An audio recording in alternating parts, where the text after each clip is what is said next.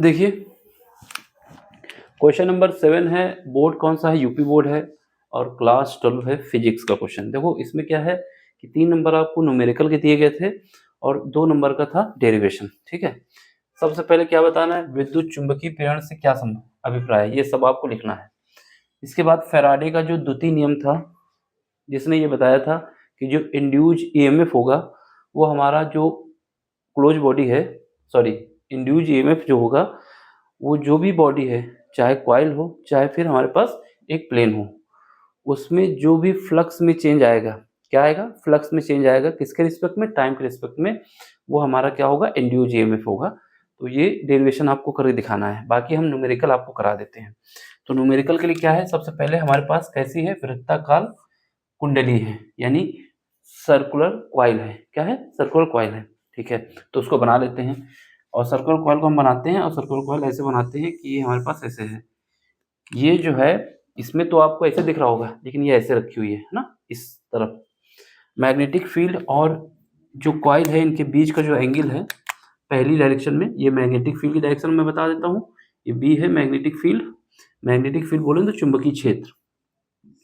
ठीक है, ये और ये हमारे पास इसका एक्सेस है, और इसका क्रॉस सेक्शन एरिया जो है मैग्नेटिक फील्ड की डायरेक्शन में है। कैसा है? मैग्नेटिक फील्ड की ही डायरेक्शन में है, सेम डायरेक्शन में है। यहाँ पर इसकी रेडियस जो है वो क्या है? रेडियस आर है, स्मॉल आर, जो कि कितना है? 1 सेंटीमीटर है, सॉरी 10 सेंटीमीटर है। तो यहाँ पर जो है आर से लिखते हैं केवल, ये रेडियस है, कितनी है? 10 सेंटीमीटर, बाद में लिख देंगे। अब क्या कहानी है? कहानी ये है कि इस कॉइल को जो है, इस मैग्नेटिक यानी चुंबकीय क्षेत्र में रखा गया है। पहले जो है इसका क्रॉस सेक्शन एरिया और मैग्नेटिक फील्ड का क्रॉस सेक्शन एरिया दोनों सेम डायरेक्शन में थे, यानी इनके बीच का एंगल 0 डिग्री था। लेकिन जैसे जैसे समय चेंज हुआ, समय कितना हो गया? 0.25। पहले समय कितना था? 0 सेकेंड। फिर समय होगा 0.25 सेकेंड। उस समय इसको हमने घुमा दिया ऐसे करके मैग्नेटिक फील्ड में। घुमाने के बाद इसका जो एंगल था मैग्नेटिक फील्ड के एंगल से 180 डिग्री हो गया। यानी अगर इसका फेस ये है तो इसको हमने ऐसे मैग्नेटिक फील्ड में घुमा दिया है, इसका फेस इस तरफ हो गया। पहले इस तरफ था, अब इस तरफ हो गया है। तो इनके बीच का एंगल कितना हो गया है? 180। पहले 0 था, अब कितना हो गया? 180 हो गया है। ये सब दिया हुआ है। चलो, जो दिया गया है उसको लिख लो। क्या दिया गया है? दिया गया है रेडियस किसकी? सर्कुलर कॉइल की कितनी है? 10 सेंटीमीटर। 10 सेंटीमीटर को मीटर में बदलोगे कितना आ जाएगा? 0.1 मीटर आ जाएगा। क्यों? क्योंकि मीटर को सेंटीमीटर को मीटर में बदलने के लिए 100 से डिवाइड करना होता है। जब डिवाइड करोगे तो ये 1 मीटर, 0.1 मीटर आ जाएगा। अब इसके बाद क्या है? इसके बाद हमें दिया गया है जो हमारे पास मैग्नेटिक फील्ड है, इसकी जो तीव्रता है, यानी बी की वैल्यू कितनी है? इस मैग्नेटिक फील्ड की जो तीव्रता है वो है 3 × 10⁻⁵ टेस्ला। टेस्ला की यूनिट टी से भी लिखी जाती है। तो यहाँ पर बी कितना है? बी दिया हुआ है 3 × 10⁻⁵ टेस्ला। ठीक है, ये टेस्ला हो गया। अब इसके बाद क्या है कि यहाँ पर जो प्रतिरोध लग रहा है वो कितना है? रेजिस्टेंस, यानी आर। आर कितना है? 10 ओम का है, सॉरी 2 ओम का है। कितना है? 2 ओम का है। रेजिस्टेंस जो है वो 2 ओम का है। इसके बाद क्या है? इसमें जो फेरों की संख्या है, यानी ये कुंडली एक शेप नहीं है, इसमें कई फेरे लगे हुए हैं। नंबर ऑफ टर्न्स जो है कई हैं, एक केवल नहीं है, कई हैं। ठीक है, कितने हैं? वो 500 हैं। यानी एन की वैल्यू कितनी है? एन की वैल्यू है 500। जो हमारे पास एन है वो 500 फेरों की संख्या दी गई है, ऐसा पेपर में बोला गया है। अब इसके बाद क्या है? और कुछ दिया है? और तो कुछ दिया नहीं। समय जो जीरो, जो समय में चेंज आया है टाइम में, डेल्टा टी, डी टी जो है कितना है? 0.25 सेकेंड। यानी 0 सेकेंड से 0.25 सेकेंड पहुंच चुका है समय। ये समय है, टाइम है। ठीक है, अब इसका जो एंगल दिया है, पहले एंगल कितना था? पहले एंगल जो था थीटा, पहले एंगल θ1 था, वो था 0 डिग्री, क्योंकि दोनों की डायरेक्शन सेम थी, मैग्नेटिक फील्ड यानी चुंबकीय क्षेत्र और इसके क्रॉस सेक्शन एरिया की। ठीक है, फिर उसके बाद क्या है? फिर एंगल कितना चेंज हुआ है? 180 डिग्री आया है। ये सब हम लिख देंगे। अब तो कुछ दिया नहीं, बस अब हमें फाइंड करना है। फाइंड क्या करना है? विभव। वही विभव जो फैराडे ने बताया था, उसी को हम ईएमएफ भी कहते हैं, उसी को हम विभव भी कहते हैं। ठीक है, इसके बाद क्या है? धारा भी फाइंड करना है। जो फाइंड करना है उसको लिख देते हैं। फाइंड करना है हमको, यहाँ पे लिख देते हैं ईएमएफ। ईएमएफ को ही हम वी कहते हैं, विभव। ये क्वेश्चन मार्क के साथ लगा हुआ है। और इसमें करंट कितनी फ्लो हो रही है, ओम का नियम यूज करेंगे, उसको भी बता देंगे। दोनों चीजें फाइंड करनी है। ठीक, अब हमारे पास काम क्या है? सबसे पहले हमें जो फैराडे का द्वितीय नियम था उसको यूज करना है। तो फैराडे ने ये बोला था, फैराडे ने क्या बोला था कि जो इंड्यूज ईएमएफ है ना, जिसको हम विभव कहते हैं, ये विभव टाइम के साथ जो भी फ्लक्स में चेंज आ रहा है, किसके साथ, माइनस लगाना होगा, टाइम के साथ जो फ्लक्स में चेंज आ रहा है, ये उन्होंने बताया था minus D five by D T, यानी इसमें जो भी फ्लक्स हो मौजूद इस कॉइल में, उसको टाइम के साथ जितना चेंज आ रहा है उसका माइनस लगाते हुए ये बताना है कि वो हमारा ईएमएफ होता है। ये हमारा फार्मूला होता है। अब सुनो एक बात और, इसमें कॉइल में कितने नंबर ऑफ टर्न्स हैं, एन है। कितने हैं, एन है। तो यहाँ पर जो फ्लक्स होगा वो उस पर भी डिपेंड करेगा, ठीक है। तो यहाँ से हम क्या कह सकते हैं, जो हमारे पास फ्लक्स में चेंज आएगा वो हमारा एन पे भी डिपेंड करेगा। एक कॉइल होगी तो एक इंड्यूस ईएमएफ होएगा, कई कॉइल होंगी तो जितने होंगी उसमें वैल्यू आ जाएगी एन की। देखो अगर यहाँ एन की वैल्यू 1 होती तो इसमें कॉइल में नंबर कितने होते हैं, 1 होते, लेकिन कितने ना है, 500 है, तो हमने एन भी लिख दिया है। अब सुनो फ्लक्स क्या होता है। फ्लक्स जो होता है डी फाई, जो होता है डी फाई होता है phi two minus phi one, phi two minus phi one. Phi one क्या है, फाई वन जो है हमारे पास फार्मूला क्या होता है, उसको यहाँ पे लिख दें, अभी यहाँ पे लिख देते हैं। जो हमारे पास फाई वन होता है, सॉरी फाई जो होता है, फाई क्या होता है वहीं पे लिख देते हैं जिससे साथ में रहे। फाई क्या होता है, फाई इज इक्वल टू होता है हमारे पास जो जिस क्षेत्र में हमारे पास मैग्नेटिक फील्ड है उसको ले लो, ठीक है, क्या ले रहे हैं, मैग्नेटिक फील्ड, और उसके बाद हमारे पास जो उसका क्रॉस सेक्शन एरिया है और कॉस थीटा होता है। तो ये हमारा फाई का फार्मूला होता है, ये भी हमें याद होना चाहिए। फाई क्या होता है, फाई सिंपल सा ये कहता है कि जो हमारे पास मैग्नेटिक फील्ड है और जो हमारे पास क्रॉस सेक्शन एरिया है, इन दोनों का डॉट प्रोडक्ट जो होता है वही हमारा फाई होता है, फ्लक्स होता है। तो फाई होता है ना, फ्लक्स होता है। अब जब डॉट प्रोडक्ट को हम लिखेंगे इसमें, क्योंकि ए डॉट बी होता है तो क्या होता है, mod of A mod of B cos theta होता है। वही काम हुआ है कि मैग्नेटिक फील्ड और इसका क्रॉस सेक्शन एरिया का मैग्नीट्यूड और एंगल कितना है, कॉस थीटा। अब यहाँ पर एंगल हमारे पास अलग अलग दिए गए हैं, तो हम फाई टू का डिफरेंस निकाल लेते हैं, phi two minus phi one निकाल लेते हैं, ठीक है। देखो क्योंकि ये कॉइल सेम है, मैग्नेटिक फील्ड भी सेम है, बस इसको घुमाया गया है, तो बी और ए में कोई चेंज होने वाला नहीं, केवल चेंज किस में होगा, थीटा में होगा। तो बी यानी मैग्नेटिक फील्ड, ए मतलब क्रॉस सेक्शन एरिया, और इसके बाद ब्रैकेट में क्या लगाएंगे, cos theta two minus cos theta one, ठीक है। अब हमारे पास क्या है, थीटा टू कितना है, थीटा टू जो है वो कितना है, थीटा टू हमारे पास 180 है, लिख दो यहाँ पर। तो बी ए थीटा टू कितना है, कॉस 180, कॉस 180 की वैल्यू माइनस का 1 होती है, माइनस कॉस 0, ठीक है।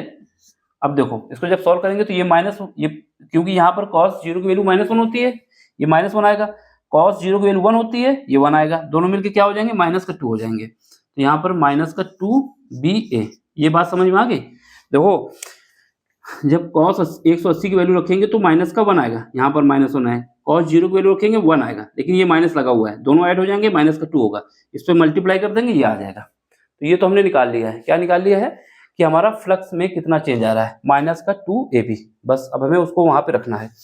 यही हमारा जो है ये क्या है, ये हमारा डी फाई है, इसको डेल्टा से भी लिख सकते हैं, डी फाई से भी लिख सकते हैं, ज्यादा कंफ्यूज मत होना कि यहाँ पर डेल्टा फाई क्यों नहीं लिखा, डेल्टा फाई लिखना चाहो तो डेल्टा फाई भी लिख सकते हो, ठीक है। तो अब इसके बाद क्या करना है, हमारे पास ईएमएफ निकालना है, तो हम यहाँ पे निकाल दें अभी कि ऊपर लिख दें इसको। अब इसको हम यहाँ लिख देते हैं, इससे यहाँ पे लिख देते हैं ना, देखो एक बार और लिख दें यहाँ पर, जिससे चलो लिख देते हैं क्योंकि करंट ही तो निकालना होगा फिर। चलो यहाँ पे क्या आएगा, ईएमएफ, ईएमएफ बोले या फिर वी बोले, ठीक, ईएमएफ बोले या वी बोले। ये कितना है, ये हमारे पास क्या है, एन, एन तो लिखना ही होगा, माइनस का एन, और ये डी फाई की वैल्यू कितनी निकाली अभी हमने, ये जो ये वैल्यू निकली है डी फाई की है, किसकी है, d phi is equal to कितना आया है, माइनस का 2 ए बी, है ना, बी ए लिखे या 2 ए बी लिखे कोई मतलब नहीं। तो यहाँ पे कितना आएगा, माइनस का 2 बी ए, और डिवाइड किससे करोगे, टाइम में कितना चेंज है, 0.25, तो टाइम का चेंज लिख दो 0.25। इतना समझ में आया, तो कोई दिक्कत हो तो बताओ, नहीं दिक्कत तो कोई बात नहीं, सारी वैल्यू हमने निकाल ली है, अब हमें वैल्यू पुट करना है।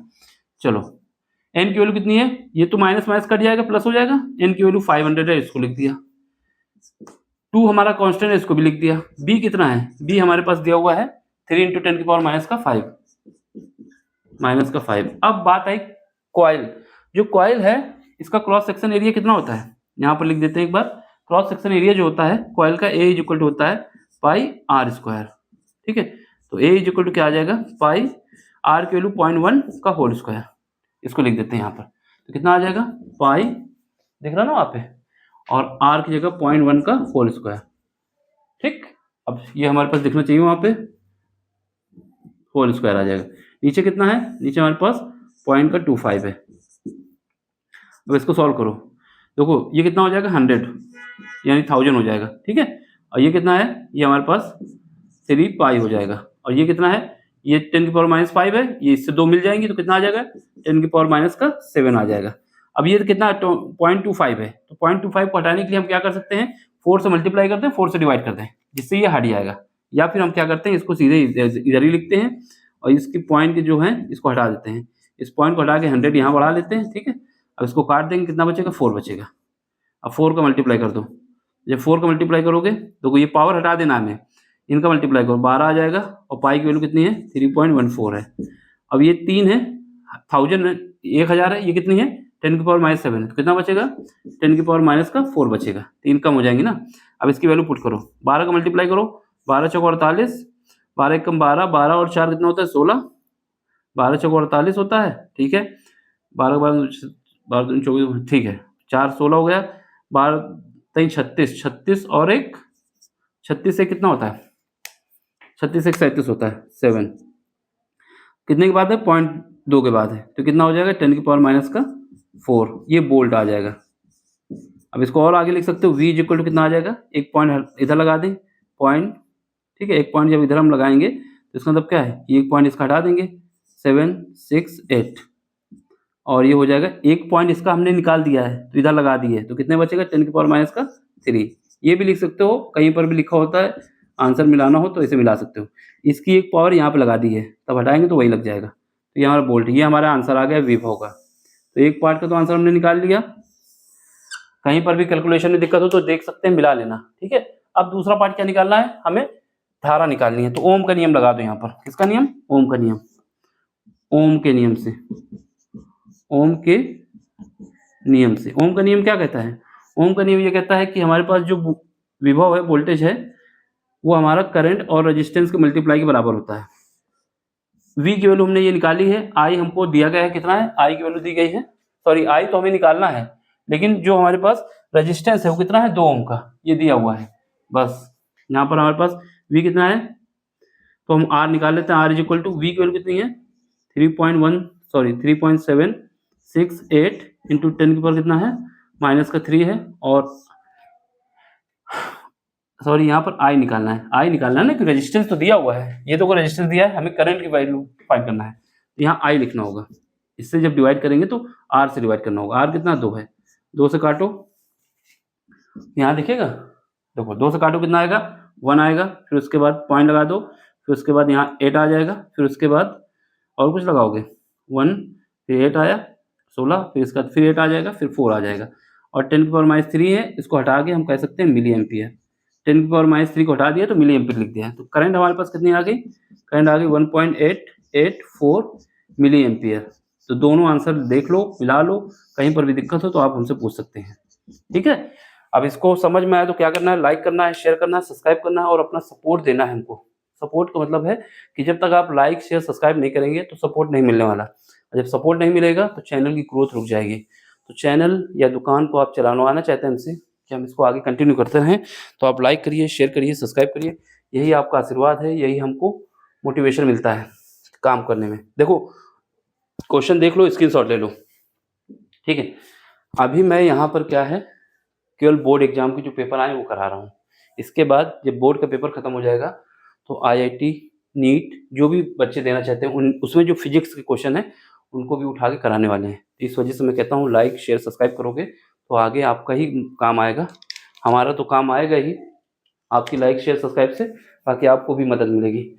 और कोई सा भी क्वेश्चन हो, कहीं का भी क्वेश्चन हो, आप हमसे पूछिए, हम उसको बताएंगे। ठीक है, लैंग्वेज भी कोई मैटर नहीं करती, हिंदी इंग्लिश दोनों में कोई भी। अब गुजराती मराठी ना पेल देना जिससे हमको भी ना समझ में आए। ठीक, चलो फिर मिलते हैं अगले लेक्चर में। Thank you for watching.